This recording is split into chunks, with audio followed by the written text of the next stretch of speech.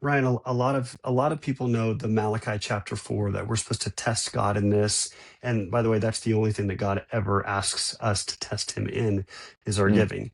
And we're mm, supposed to give that 10% to our local body. But there's actually two other reasonably non-well-known scriptures, and one is 2 Corinthians 9:8. And in the whole context around this scripture is financial giving. So in case somebody says, well, I've heard that's about, it's not, it's about financial giving. And it says, God is able to make his grace abound toward you, that you, always having all sufficiency in all things, may have an abundance for every good work. And so that's the first thing. We as Americans specifically, we have an abundance. If you don't think that, just take a look at what the rest of the world makes. And our abundance, it's not to spend all on our lusts. Maybe if you want a car or a boat, that's fine. But it's for every good work, that you might have an abundance for every good work. And so essentially, God has blessed us to have an abundance for every good work, which are his good works, which are his kingdom purposes. And then Ryan, for that skeptic that's probably out there like me, I'll spin this a little different. hmm Again, not creating a doctrine, just looking at the literal reading of the text.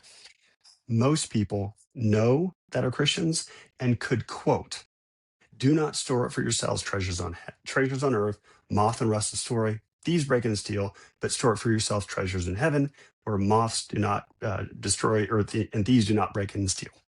hmm However, I would say nearly 95 people, if you asked them to quote that verse, even though they knew it, they mm would quote it incorrectly. They mm would say, do not store up treasures on earth," but that's not what it says. It said, the literal reading of the text, at least in New King James, is, "Do not store up for yourselves treasures on earth." But then it goes on to say, "But store up for yourselves treasures in heaven." mm mm. Okay, this is not. This is stolen. Chip Ingram, thank you for the insight.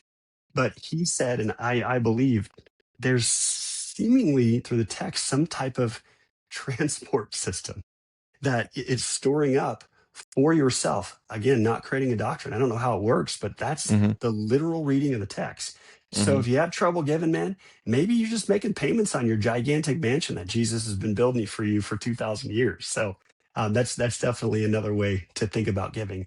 I would just say do it cheerfully, because there's something about giving and seeing somebody else receive that really needed it, endorphins and norepinephrine and all those mhm, brain mhm, chemicals that make you feel awesome.